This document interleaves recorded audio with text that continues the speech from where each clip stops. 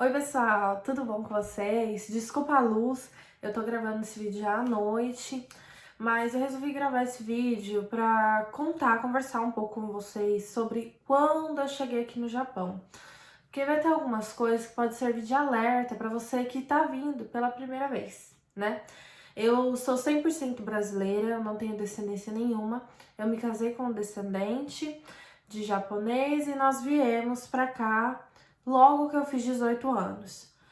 E assim, algumas das coisas que a gente conversou no Brasil não foi bem isso que aconteceu quando a gente chegou aqui. Do meu marido também era a primeira vez que ele estava vindo, ele veio quando tinha 4 anos de idade, mas para imigração não conta, porque criança, não teve tempo de fazer crime, nem de assim, da produtividade, nem nada. Então é como se fosse a primeira vez.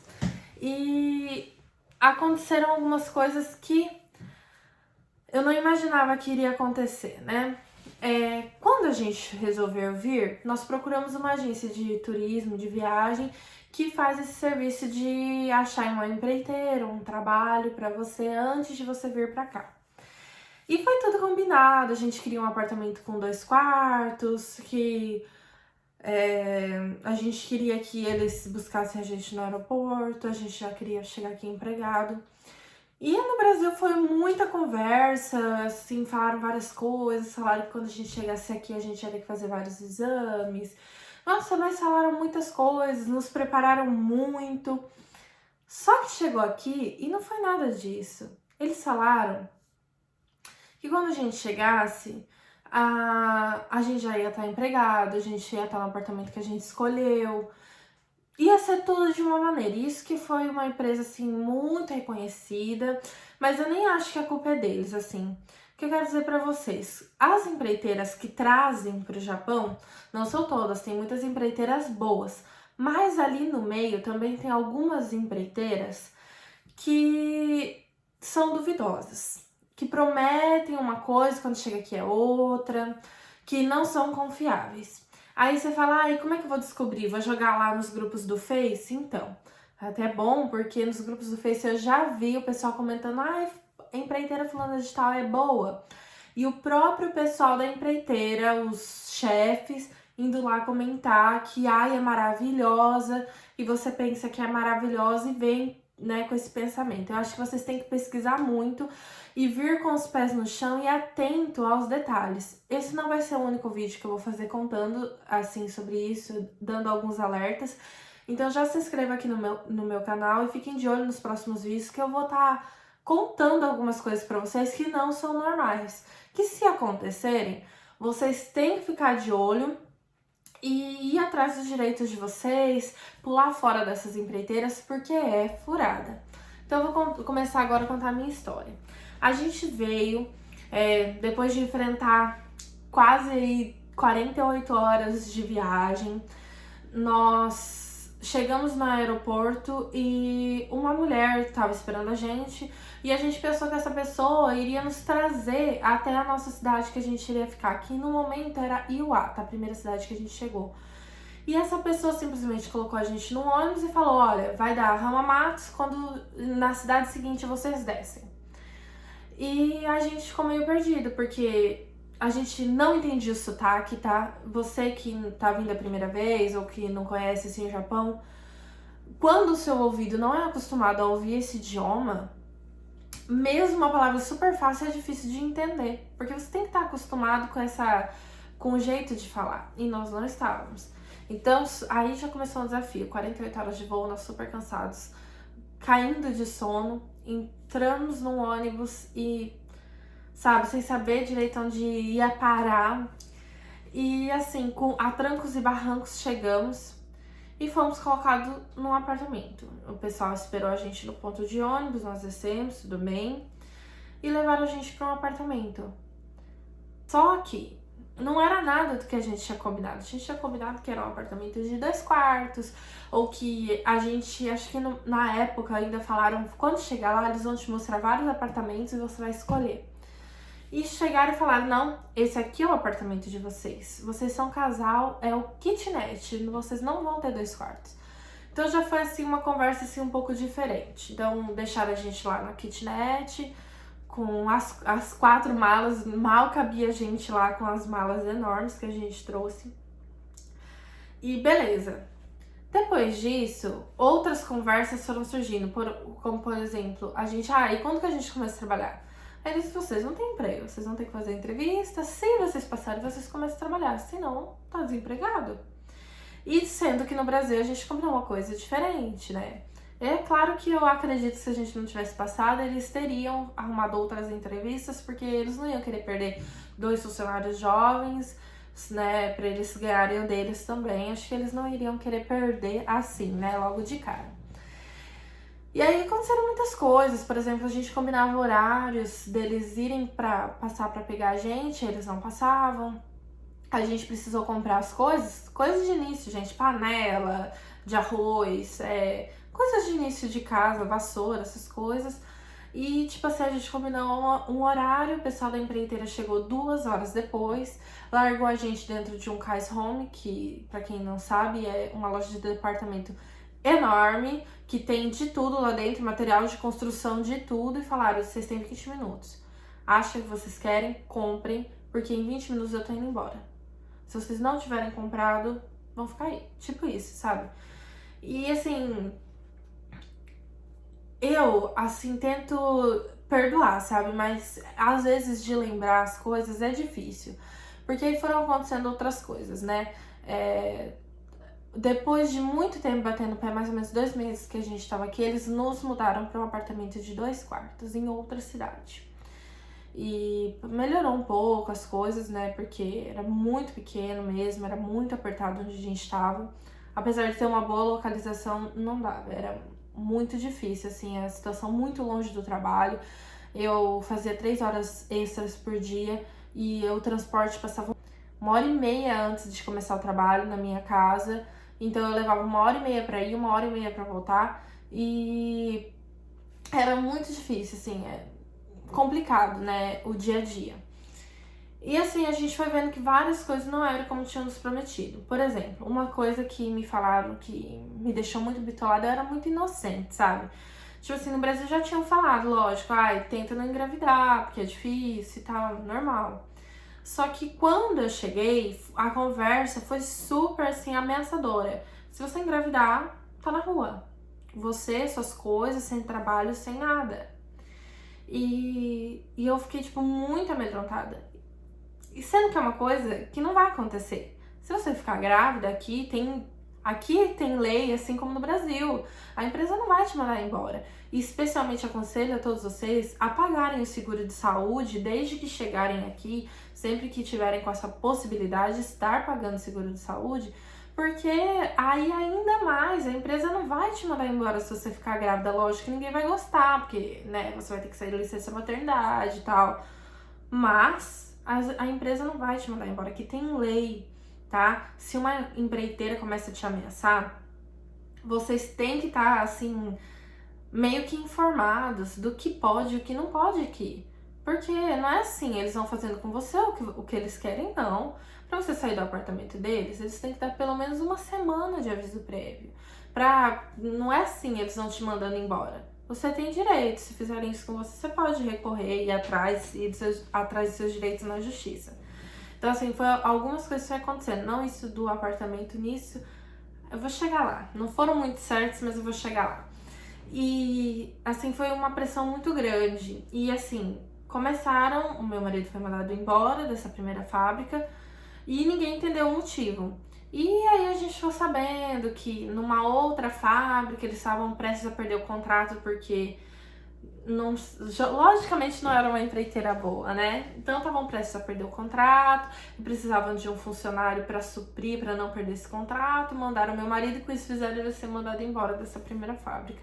E isso mais ou menos foi o que ficou entendido. Nesse segundo lugar que ele foi trabalhar, nós já tínhamos mudado de cidade. O meu marido pediu para sair, que era um trabalho muito pesado. E foi colocado num terceiro lugar e ele lesionou nesse lugar, né? Ele foi colocado num trabalho muito pesado e acabou se machucando durante o trabalho. E a empreiteira mandou ele embora, mas não falou nada. Não falou assim, ó, a partir de hoje você não trabalha mais pra gente, pode procurar outro trabalho, né? Seja feliz, tal. Não, simplesmente não falaram nada. Deixaram ele em casa, sem levar no médico, sem nada. E isso que eu estou falando é assim, a empreiteira deixava claro que o atendimento médico, que levar ao médico, era responsabilidade deles. E na hora do vamos ver que você realmente precisava, eles não estavam disponíveis. Que é uma coisa que sempre que conversava com as pessoas diziam, né? Se a empreiteira não pode arcar com o que ela promete, ela não pode prometer. Se ela prometeu, tem que cumprir. E isso aconteceu. Mas esse período foram 6 meses, né? Que nós ficamos nessa primeira empreiteira. E eu continuei no primeiro trabalho lá. Logo que eu entrei nesse trabalho e continuei lá. Uma das coisas que aconteceu é que eu tenho uma alergia nas mãos, que no Brasil eu fui em 3 dermatologistas, ninguém descobriu o que era. E aqui no Japão, agora, já no terceiro, acho que dermato que eu fui, que eles pensam que é uma coisa. Mas na época que eu cheguei, não tinha um diagnóstico do que era essa minha alergia que eu tinha, que entrava em crise e eu não sabia nem de tudo que eu tinha alergia ainda, eu não sabia o que eu não podia mexer, mas assim, eu tenho alergia a tudo, todos os produtos químicos, eu tenho alergia até a sabonete, a shampoo, todo momento, ó, vou mostrar pra vocês, ó, não sei se dá pra ver direito, é que tá vermelho, só que na câmera acho que não vai dar pra ver tão bem. Parece que tá ressecado, mas não é, isso aqui é alergia de sabonete, porque é a única coisa que eu ando mexendo, porque hoje em dia eu uso luva pra tudo. Mas na época eu não tinha tanto conhecimento. E a minha alergia não estava nem aqui na época. A minha alergia estava na palma da minha mão apenas.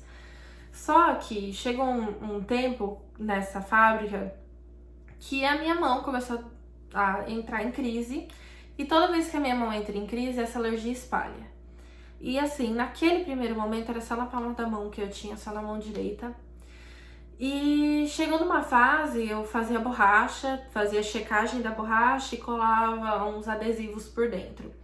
E chegou uma época que eu ia fazendo a borracha aqui na minha frente, colocava pro lado, o líder vinha limpando o meu sangue da borracha, porque a minha mão sangrava.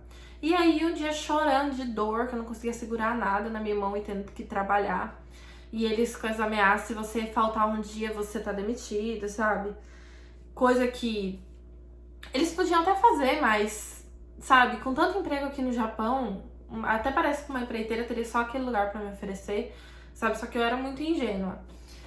E aí eu pedi pra ir no médico, eu falei, eu tô com uma alergia muito forte, eu preciso ir no dermatologista, mas é caso de urgências, meus mãos estão sangrando. E eles falaram, vamos ver. E assim, eu lembro que no dia que tava pior, o meu chefe permitiu que eu fosse embora mais cedo, mas a empreiteira não. Eu não lembro nem se eles foram me buscar, acho que eles me deixaram lá esperando, como muitas vezes faziam, que a gente saía em horários mais cedos, porque não tinha esse trabalho, por exemplo, e eles não iam buscar. E aí,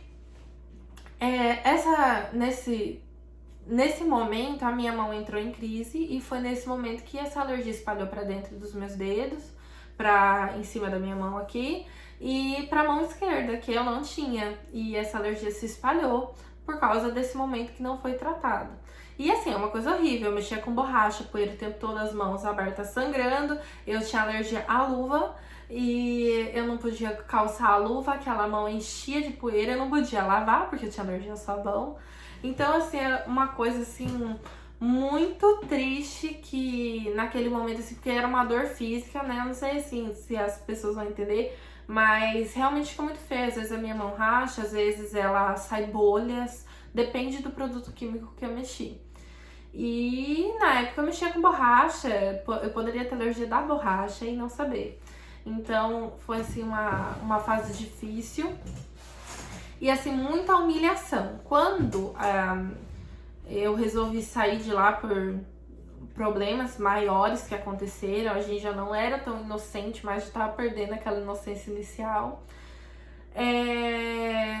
Que eu pedi pra sair, eu pedi pra eles ir fazer a vistoria na minha casa, porque eu ia sair de lá, precisava que eles vissem se a casa tava limpa, porque senão cobra multa e tal, né? E o pessoal até me falou, você tá achando que a gente vai te roubar? A gente vai fazer a vistoria depois que vocês já tiverem ido embora. E acabei que na inocência eu fui.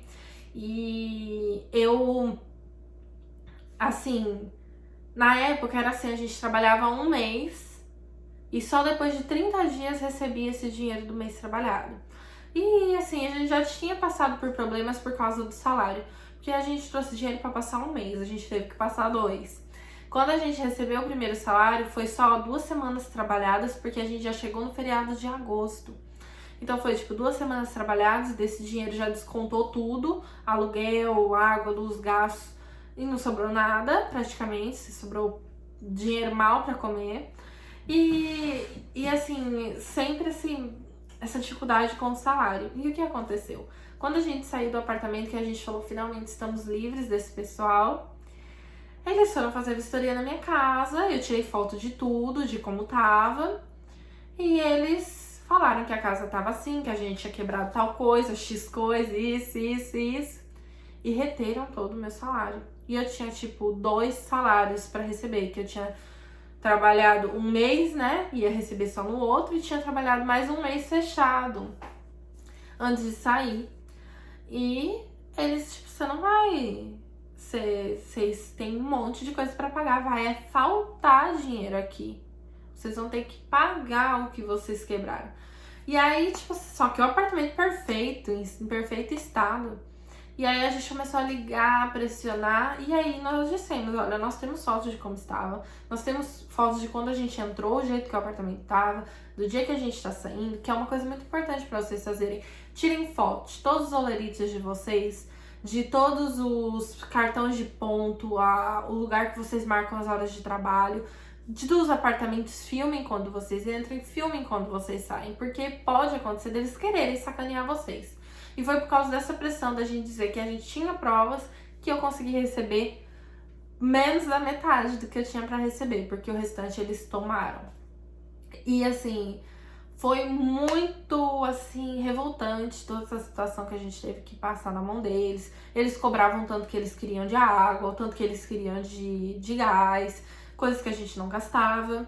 E assim, sempre nessa situação muito intensa. Eles ainda não maltrataram mais a gente, porque eles, assim, o meu marido começou a se despertar, assim, bem rápido, pegar o que tinha alguma coisa errada. Mas eles se aproveitam, essas empreiteiras se aproveitam de gente que nunca veio pro Japão, que não conhece o que é Japão, colocam em fábricas que ninguém quer trabalhar, porque o serviço é muito ruim, o salário é muito baixo, e zoam com a sua cara. Te prometem uma coisa no Brasil, você chega aqui é outra. Prometeram um apartamento e jogaram a gente numa kitnet, entendeu? Prometeram um emprego, chegou aqui e a gente não sabia nem se ia poder trabalhar. Falaram pra gente trazer um mês de dinheiro, né, pra gente sobreviver. Chegou aqui e a gente teve que passar 2 meses com esse dinheiro. E, tipo, não dá, sabe? Aqui no Japão as coisas são caras.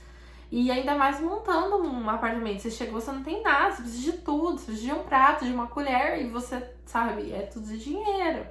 Então, foi uma situação triste que a gente passou, mas de muito aprendizado.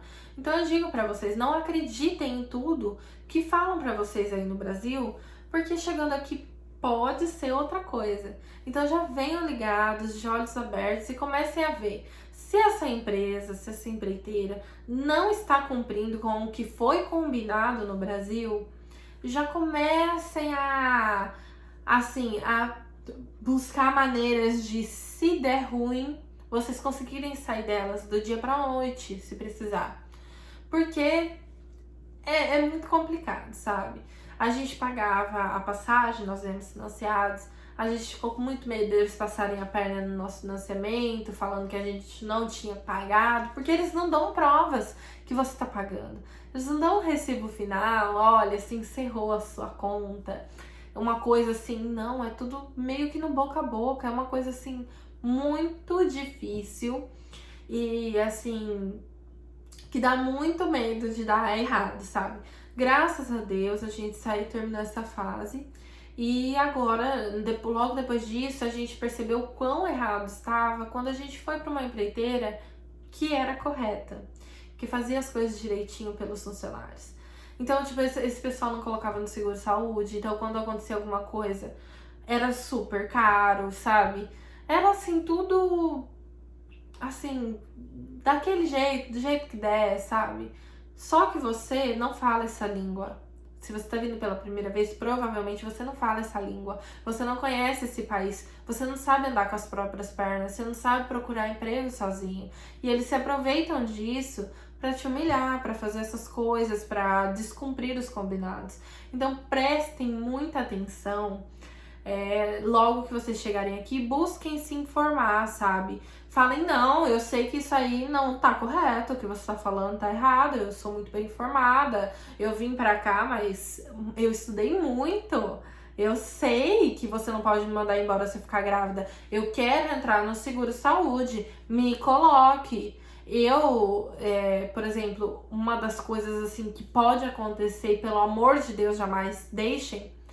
Nunca deem o passaporte de vocês na mão de uma empreiteira. Ah, eu vou só ali tirar xerox. Não, eu vou junto com você. Tira o xerox ou manda tirar uma foto, mas não deixa levar, porque tem empreiteiras que te falam assim: olha, eu só vou devolver seu passaporte no dia que você terminar de pagar o seu financiamento. Só que eles não vão te dar provas que você já terminou seu financiamento. E como que você vai saber se isso é correto? E mais, o seu passaporte é seu único direito aqui. Se você não tem seu passaporte, você perde o seu Zairo Card, que é a sua identidade no Japão, você tá ferrado. Sabe, você não tem como ir embora. Eles estão controlando sua vida. Você não pode arrumar outro trabalho se você não tiver passaporte.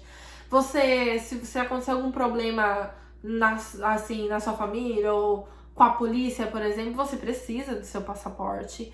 Se quando você for renovar o seu visto, você precisa. E eles retendo, isso não é permitido. Se alguma empreiteira reter o passaporte de vocês, vocês podem procurar a polícia, porque isso não é certo, é um documento pessoal. Nunca deixe que tirem isso de vocês, porque já ouvi histórias de empreiteiras que tiraram. Então é muito sério, prestem muita atenção. Tem muita empreiteira séria aqui no Japão, tá, gente? Não são todas, mas tem algumas, né? Que uma delas eu passei, que eu não vou falar o nome, porque eu não sei se eles podem me processar alguma coisa, mas quem me conhece aqui no Japão sabe que empreiteira que é, porque eu falo mesmo, assim, pra quem tá pessoalmente junto comigo, que não presta. Então, pesquisem muito e quando vocês chegarem, lógico, vocês não vão ter como saber de tudo aí no Brasil, mas quando vocês chegarem aqui, fiquem atentos aos sinais. Se vê que não tá dando certo, começa a dar um jeito de pesquisar como sair dessa situação. E fiquem de olho aqui que eu vou dar algumas dicas no próximo vídeo, contando como que vocês podem sair dessa situação crítica, se for uma empreiteira que fica ameaçando, que não tá cumprindo os acordos, um emprego que vocês não gostam. Vocês não precisam se sujeitar a nada disso se vocês não quiserem. Então fiquem de olho aqui nos próximos vídeos que eu vou estar contando para vocês um pouco de como vocês podem, assim, estar mais seguros numa terra que vocês não conhecem, tá? Um beijo para vocês e até o próximo vídeo. Compartilha aqui para outras pessoas que estão vindo ficarem sabendo, tá, gente? Até o próximo vídeo. Tchau, tchau.